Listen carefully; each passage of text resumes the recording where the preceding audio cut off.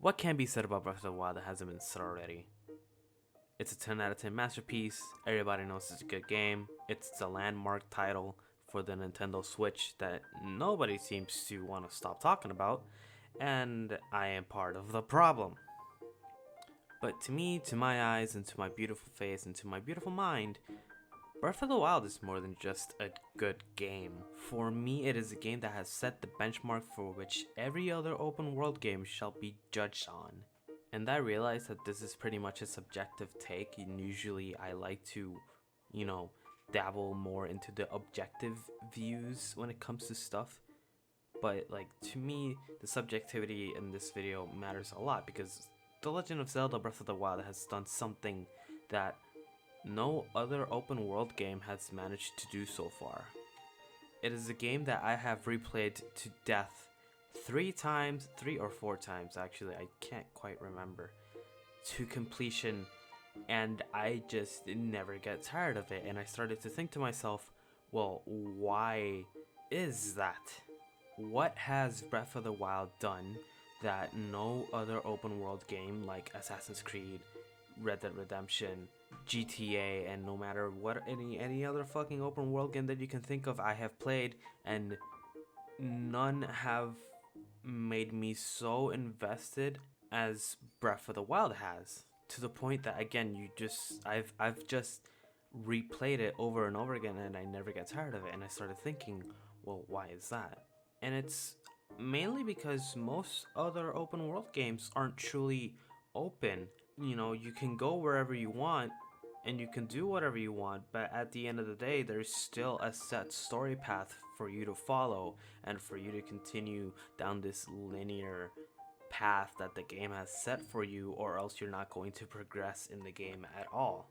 It is all moot, it is all void, it doesn't really matter. Your activities in the open world game carry zero influence in your game, and that is something that I've started noticing ever since I've played Breath of the Wild.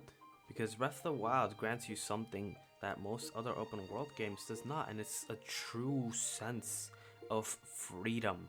What do I mean by this sense of freedom? Well, it has to do with the game's main goal: destroy Ganon. Anything that you do beyond that point in the tutorial, because the tutorial is pretty linear, it's pretty open, it's pretty wide, but at the end of the day, you still follow that set story path until a certain point, and then the game gives you the point to destroy Ganon. The game's like, hey, there's this big guy over here, we need you to kill him, doesn't matter what you do over there, just as long as you kill him. You can kill him with a mop for all I care, I don't really give a shit. It's not recommended that you do that, but hey, it's your choice, you could really go and do whatever you want. And with that single goal in mind, everything else that you do in the open world contributes to the fact that at the end of everything, you have to destroy Ganon. You can follow the main story if you want to. You can go out there and choose your own fucking adventure just doing side quests. You don't really have to engage in the main quest at all. Even though it's recommended that you do, you really don't have to do it. You can go to any of the 4 major places in the world without even starting the main story, and the game just continues on because it's all up to you. It's up to you and how you will go about the task of destroying Ganon.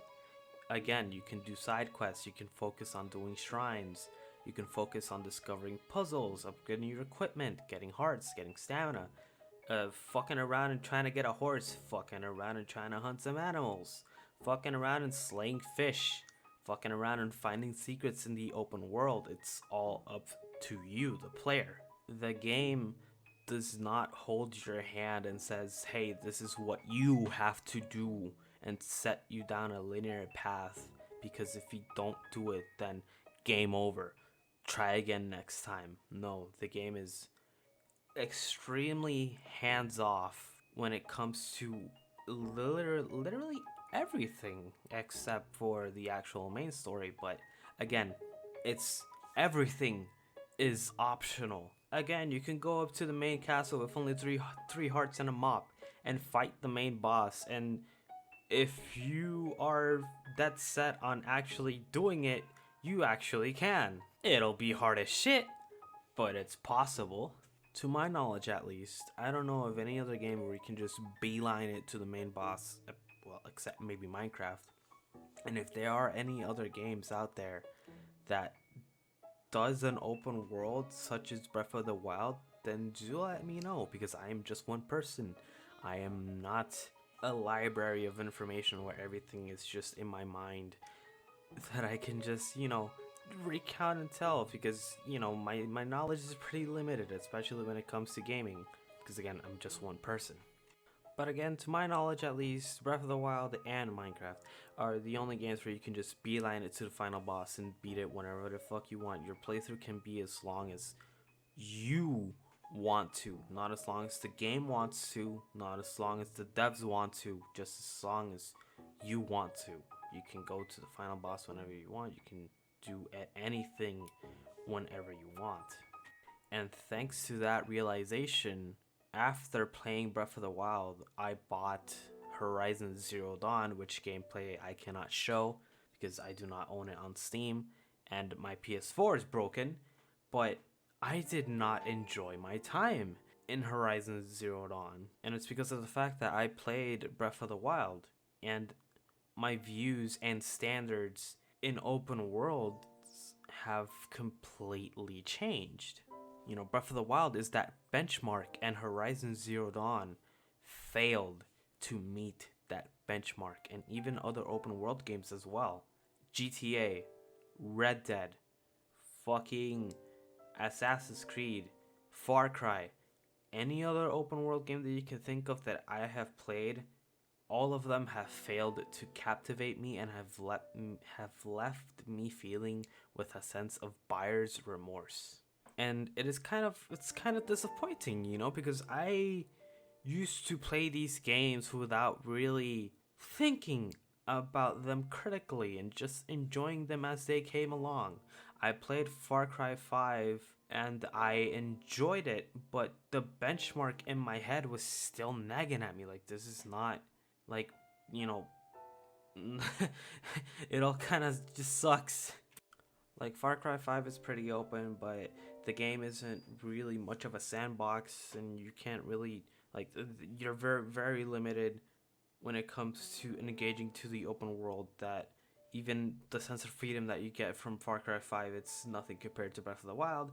And then in Horizon Zero Dawn, nothing fucking matters. Anything that you do in the open world doesn't really matter, because if you're not following the main story, then you're not going to progress through the game, and you can't do a bunch of fucking stuff that it's a mess.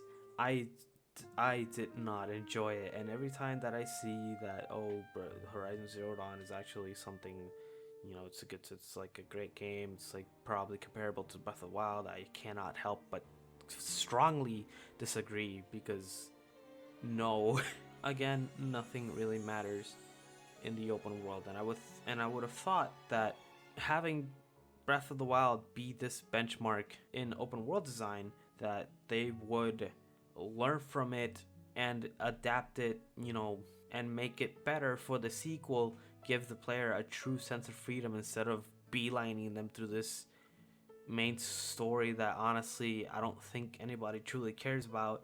But from what I have seen, they literally just did Horizon Zero Dawn again and didn't really do much in sense of their open world, and I don't really feel like playing it because I feel like I'm going to get that buyer's remorse again. And even if I wanted to, I can't because my PS4 is broken. This has turned into a bigger rant than I wanted it to be, because I had a whole script where I wrote everything down a little more cohesively, a little more, organized and a little less ranty. But my mind just decided to just go out with it. Fuck it. I cannot follow scripts for the fucking life of me. My brain is always just going wild. So, yeah. In case in point, Breath of the Wild is the benchmark to which all other open world games should be held at. And if they do not meet that criteria, then I believe they should be criticized for it, because it's ironic that the most cartoony, kid friendly looking ass game that I have mentioned thus far, it is the one that truly grants the player a sense of freedom and lets them make their own choices and lets them experiment with whatever the fuck they want to do and make their own fun, except Minecraft, and just be, while the game's created for a more mature audience with some better storylines in the case of Red Dead Redemption 2, really failed when it comes to their open worlds and the freedom that they grant their players. And that is pretty disappointing. I've witnessed your struggles to return to us, as well as your trials in battle. I always thought, no, I always believed that you would find a way to defeat Ganon. I never lost faith in you over these many years. Thank you, Link. The hero of Hyrule. May I ask, do you really remember me?